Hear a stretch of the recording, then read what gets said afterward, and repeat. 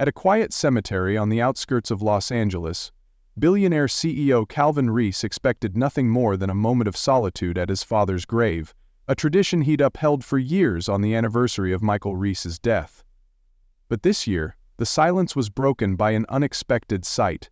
A young black boy, no older than 10, kneeling solemnly by the marble headstone.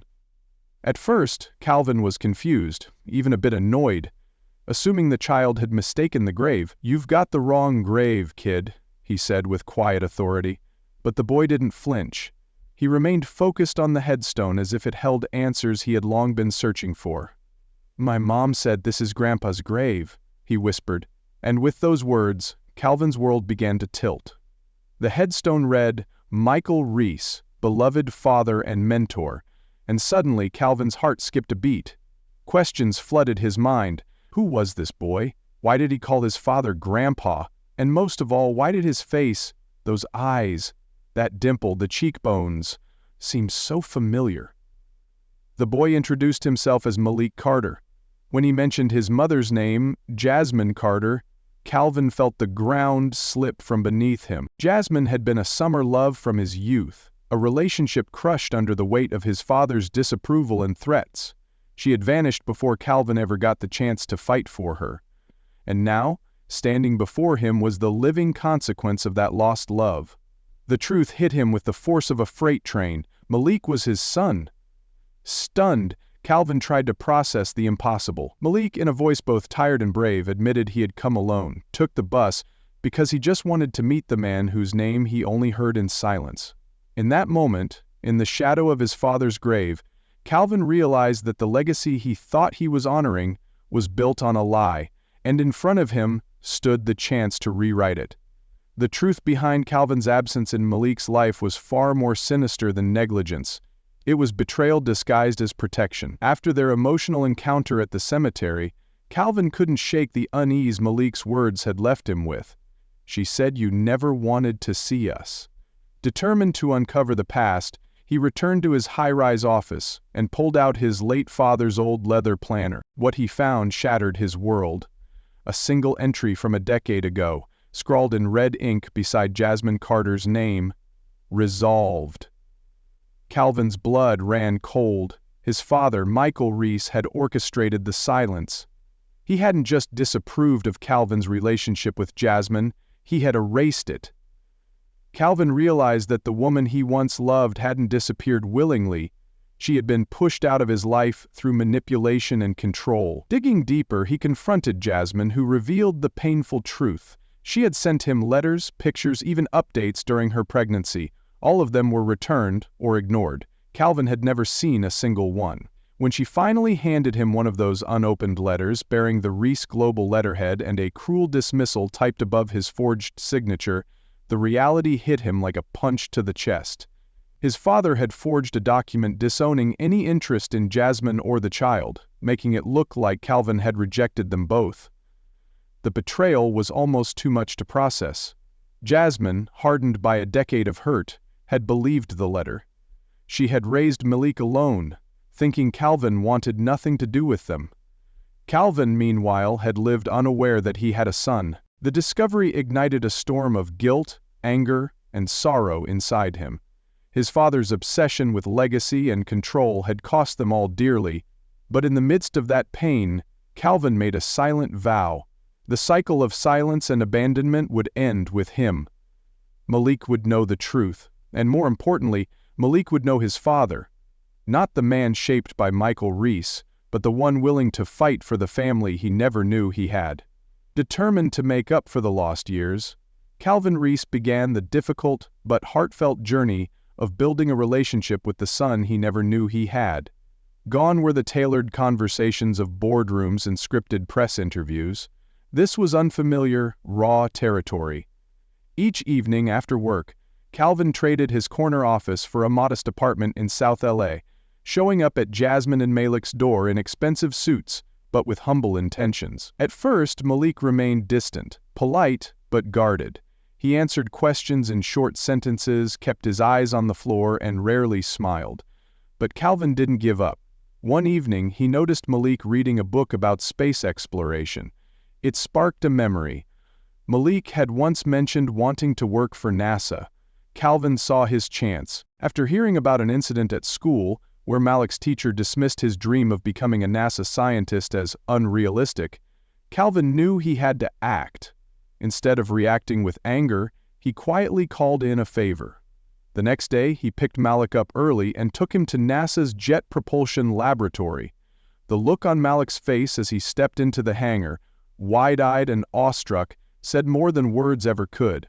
There, a real aerospace engineer took time to answer his questions and encourage him. For the first time, Malik saw his dream reflected back at him, not as a fantasy but as a possibility. On the way home, Malik, almost without realizing, called Calvin Dad. The word hung in the air like sunlight breaking through clouds. Calvin didn't point it out, he simply smiled and held on to the moment. That night, as they sat on the apartment rooftop gazing through a telescope Calvin had gifted him, Malik whispered, "You think people like us really get to go to places like NASA?" Calvin looked at his son and replied with quiet conviction, "We do. And if the world says otherwise, we prove it wrong." In that moment, the gap between them began to close, not with promises or grand gestures, but with consistency, presence, and the simple act of believing in a child who had never been believed in before. Just as Calvin began finding his footing as a father, an unexpected threat emerged, not from within their fragile dynamic, but from the outside world that still saw them as misfits in two separate ways. Malik's building landlord, Franklin Lewis, had always harbored quiet disdain, but things escalated quickly when Calvin's luxury car began appearing regularly in the tenant parking lot. Under the guise of noise complaints and zoning violations, Franklin filed for eviction, thinly veiling his discomfort with a black single mother and a billionaire father, disrupting his outdated sense of order. He even called the police, claiming Calvin's presence was causing disturbance. But Jasmine wasn't surprised. She knew prejudice rarely showed up shouting. It whispered, schemed, and disguised itself in legality. When Calvin offered to solve everything with a signature and a check, Jasmine stopped him. "Not everything can be fixed with money," she said firmly. "We fight this smart, for Malik." And so, they did. Jasmine spent sleepless nights sending emails, calling tenant advocacy groups, writing to legal aid. For a while, it seemed hopeless, until a woman named Sandra Lee from the Office of Housing Integrity answered. Sandra was sharp, experienced, and familiar with Franklin's name. "You're not the first," she told Jasmine, clipboard already in hand. Days later, Sandra returned, this time with a legal inspector, a lawyer, and a camera crew. What followed was a whirlwind of accountability. Franklin was cited for racial discrimination, illegal eviction attempts, and multiple building code violations. Other tenants, once afraid, stepped forward with their own stories. Jasmine stood at the center of it all, not as a victim, but as a leader. Calvin watched her in awe. "You did this?" he asked. She didn't smile. "No, we did." In that moment, Calvin saw Jasmine not just as Malik's mother or the woman he once lost, but as someone who refused to back down when justice was on the line. And more than ever, he knew that their son was watching.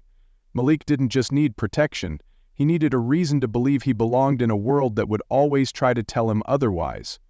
And now, he had two people fighting to make sure of it. Just as the bond between Calvin, Jasmine, and Malik was beginning to strengthen, life delivered a devastating blow, one that no amount of love or effort could easily fix.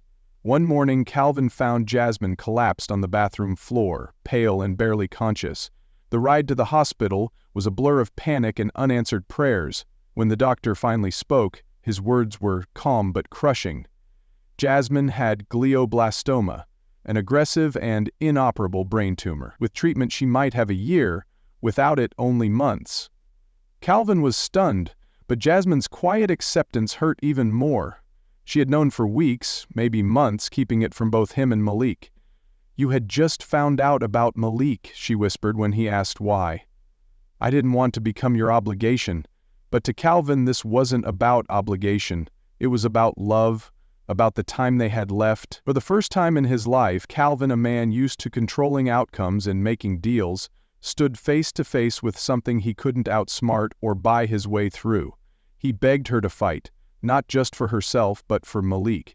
Jasmine agreed to treatment, knowing the odds weren't in her favor. They tried to preserve a sense of normalcy, Movie nights, rooftop stargazing, family dinners. But behind every smile was a ticking clock. Malik, still unaware of the full truth, sensed something was wrong. His mother was more tired. Her laughter, once full and strong, became softer, fleeting. Calvin stayed by her side through it all. Hospital visits, sleepless nights, moments of quiet fear. The strong woman who had once stood toe-to-toe with a corrupt landlord now leaned on him for strength. He read her letters she'd written to Malik, held her when the pain came, whispered that he would protect their son no matter what. And in the stillness of those nights, Jasmine allowed herself to believe it. She wasn't alone, not anymore. Though her body was failing, her legacy, her fight, her love, her son was still burning bright. And Calvin, once the man who had everything, realized that nothing mattered more than the time they had left together. The day Jasmine passed away, the world seemed to fall eerily still. The hospital lights buzzed faintly overhead as Calvin stood frozen in the hallway, unable to grasp the finality of the words he had just heard. Jasmine was gone. The woman who had once faced the world with steel in her spine and fire in her eyes had taken her last breath, leaving behind silence, heartbreak, and a 10-year-old boy who had already endured more loss than most do in a lifetime. When Calvin returned to the waiting room, Malik didn't look up. He already knew. "She's gone, huh?" the boy whispered, his voice hollow. Calvin knelt before him, barely holding back tears. "Yeah, buddy, she is." That night the apartment felt unbearably empty. No hum of Jasmine's voice, no rustle of pages from the notebook she always scribbled in, just Calvin sitting outside Malik's door, listening to his son cry quietly into his pillow. Grief had moved in, settling into every corner like a shadow that wouldn't lift. The funeral was small, just close friends and family. Calvin spoke briefly, voice shaking as he called Jasmine brave, brilliant, and the fiercest mother he had ever known. Malik sat in the front row, clutching a photo of his mom, his knuckles white. At the cemetery, he taped a letter to her headstone, a goodbye he never wanted to write. In the days that followed, Calvin rearranged his life. Board meetings were missed, deals postponed. He became a father in full, not just in title but in action. He made breakfast, helped with homework, listened when Malik had nightmares, and sat beside him when he didn't want to talk at all. Slowly, Malik began to smile again. Therapy helped, time helped, but most of all, Calvin's unwavering presence helped. One night, Malik handed him a page from Jasmine's old notebook. At the bottom, in her looping script, were the words, "Tell him it's okay to forgive himself." Calvin stared at it for a long time, letting the message settle into his bones. And for the first time since her passing, he allowed himself to breathe without guilt. Because Jasmine had forgiven him. Now, he just had to learn to forgive himself. A year after Jasmine's passing, the apartment that once felt heavy with grief had slowly transformed into a space filled with warmth, laughter, and quiet resilience. Life didn't go back to what it had been, how could it? But it moved forward, reshaped by loss and strengthened by love. Calvin, once defined by his billion-dollar empire, now measured his success not in profits or boardroom victories, but in breakfast routines, bedtime stories, and the way Malik's eyes lit up when talking about space. The walls were no longer bare, they were filled with photos of Malik, laughing, learning, living. Crayon drawings decorated the fridge. There was even a dog now, Rocket, who barked too loud and claimed the couch like a throne. Every morning began with Calvin and Malik racing to see who could cook the better omelet, and every night ended with Calvin tucking his son in with a kiss on the forehead and a whispered, "I'm proud of you." Sundays were for Jasmine. They visited her grave together, always bringing something, flowers, letters, test papers, or just updates. One day, Malik pressed an A+ science test against the headstone and whispered, "She'd be proud." Calvin smiled gently, replying, "She already is." In those quiet moments there was grief, yes, but also peace. The ache of loss had softened into something bearable, carried together, not alone. One afternoon as they left the cemetery, Malik tugged on Calvin's sleeve. "Can we get ice cream?" he asked. "Always," Calvin replied with a smile. That small exchange spoke volumes. In that moment, Calvin realized they were no longer just surviving, they were living, healing. The road ahead wouldn't be without struggle. There would still be hard days, quiet tears, and moments of longing, but there would also be joy, growth, and purpose. Malik was no longer the boy waiting by the window for a father he thought didn't care. He was the son of a man who had finally learned what it meant to show up and stay. And Calvin, once buried in legacies built on silence, had found something worth more than any fortune: the chance to build a new one, with his son at the center of it. This story reminds us that time is fragile, and silence can cost us more than we realize. Calvin's journey teaches us that relationships, especially with family, must be nurtured with honesty, courage, and presence.